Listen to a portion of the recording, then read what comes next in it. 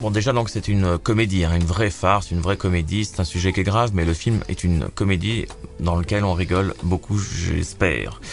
C'est un film, en fait, j'ai eu l'idée de faire ce film qui parle de suicide parce que, en fait, j'ai toujours été un peu fasciné par le suicide de masse au Japon. Vous savez, au Japon, il y a ces jeunes gens qui se donnent rendez-vous le matin, qui prennent un bus et qui se jettent comme ça d'une falaise pour mourir ensemble. Je trouvais ça un peu étonnant qu'on puisse se donner rendez-vous le matin et aller se tuer comme ça ensemble. Donc j'ai pensé à ça, et puis avec mon co-scénariste Virgile Bramley qui joue dans le film, lui m'a parlé d'une association qui existe en Suisse qui s'appelle Dignitas, qui est en fait une association particulière puisqu'elle autorise le suicide. Et je trouvais ça un peu incroyable qu'une association, une clinique puisse exister. Et donc j'ai travaillé sur cette idée-là de créer une espèce de clinique comme ça, un peu de luxe, où les gens viendraient un peu choisir leur mort, leur suicide. Tout ça dans une folie assez particulière qui est due à ce film. Je fais des recherches sur Internet. D'ailleurs, vous pouvez trouver pas mal de choses sur Internet. J'ai pas pu rentrer en contact avec eux puisqu'ils ont interdit l'idée même que je puisse leur parler. Le docteur, donc, qui s'occupe de cette clinique s'appelle le docteur Minelli et il est donc avocat. Et d'ailleurs, le film au départ s'appelait Dignitas, mais j'ai dû changer le titre par problème d'autorisation et enfin, ils nous auraient donc attaqué et ça aurait été compliqué à gérer. Donc j'ai d'ailleurs changé le titre à cause de ça. En fait, je viens donc de l'école du court-métrage. J'ai fait 4 courts-métrages qui ont été primés au Festival de Cannes. Ensuite, j'ai beaucoup travaillé aux États-Unis, à Los Angeles, où j'ai travaillé pour un grand monsieur, qui est monsieur Ray Charles.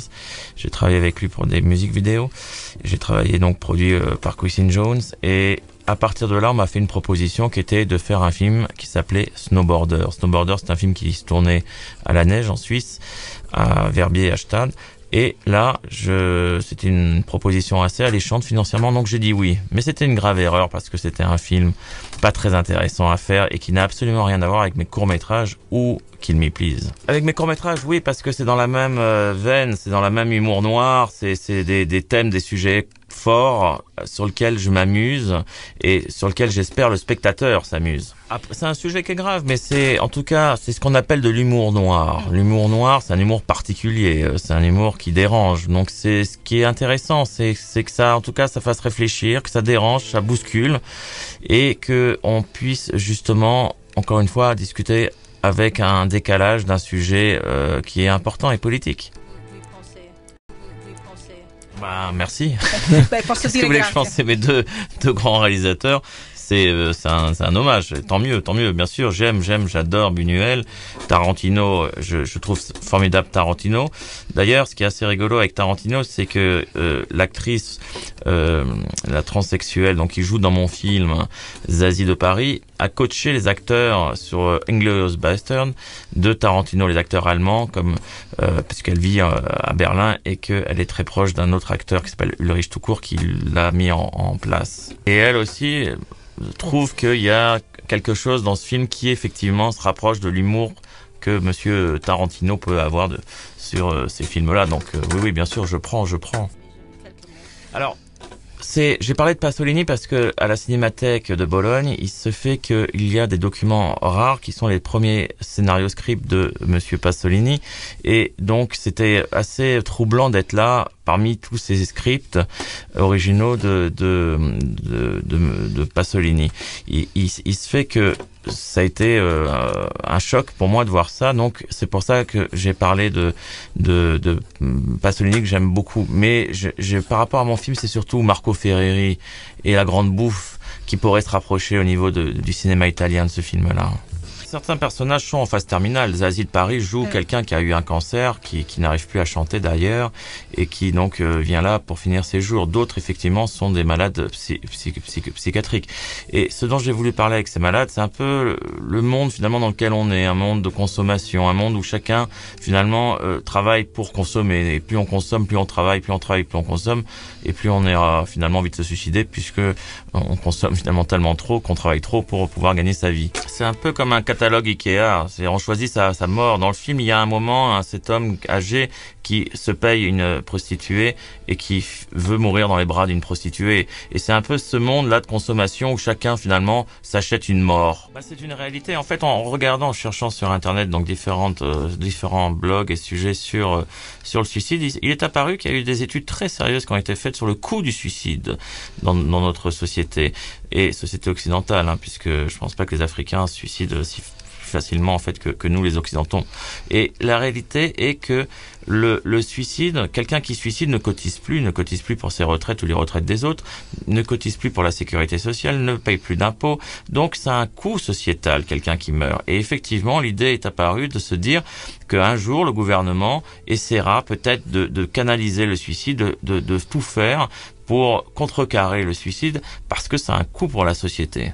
Et puis il faut savoir quelque chose, c'est que il y a un problème avec le suicide. C'est-à-dire que moi, si ce soir je veux me jeter comme ça sur les rails d'un train, il se fait que à partir de ça, le train va s'arrêter et que ça a un coût aussi pour la société, quelqu'un qui se suicide en se jetant sous un train, puisque le train s'arrête, donc les gens qui sont dedans ne vont pas pouvoir aller travailler, ne vont pas pouvoir aller rejoindre leur famille. Donc il y a tout ça donne un coût, le train s'arrête, donc ça a un coût pour la SNCF, je sais pas comment on appelle le train italien, mais tout ça finalement a un coût certain pour la société. Donc c'était dans ce fantasme, dans cette idée que le gouvernement finance finalement des procédés pour éviter que les gens finalement se suicident. Oui, le choix du noir et blanc, effectivement, au départ, c'est un problème d'économie, que j'ai pas l'argent de tourner en couleur. Et c'est vrai que c'est compliqué de tourner en couleur parce que vous avez le problème des raccords lumière. Donc les raccords lumière, le soleil, vous avez le problème des décors, c'est-à-dire que si un mur est rouge et vous voulez le peindre en vert, ça va vous prendre du temps. Et puis, comme j'expliquais, le sang, par exemple, les effets spéciaux, le sang rouge en couleur, c'est très compliqué à faire. En noir et blanc, vous prenez du chocolat Nesquik avec de l'eau et ça devient du sang. Après, c'est vrai que le noir et blanc ramène quelque chose de particulier. C'est vrai que j'ai travaillé cette couleur, j'ai travaillé ce noir et ce blanc. Le noir est très noir et le blanc est très blanc. Donc c'est un choix aussi artistique finalement, et c'est devenu un choix artistique par la force des choses. C'est pas un noir et blanc gris. Je trouvais ça intéressant d'être proche des comédiens.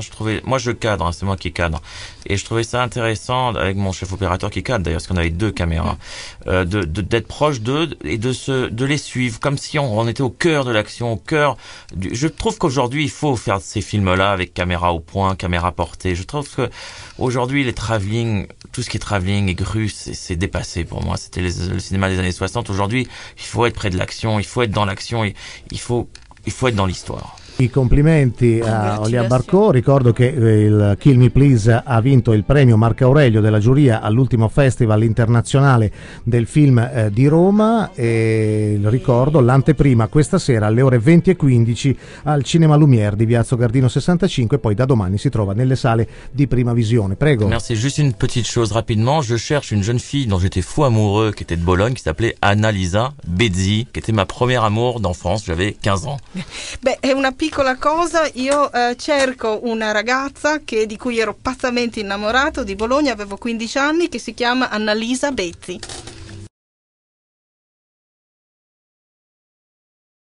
Sorry, Ray Charles, hein? Et con Ray Charles. Soprattutto con Ray Charles. C'est pas Quincy Jones, c'est Ray Charles avec qui je travaille, c'est un grand monsieur. Ho lavorato soprattutto, non solo Quincy Jones, ma con Ray Charles.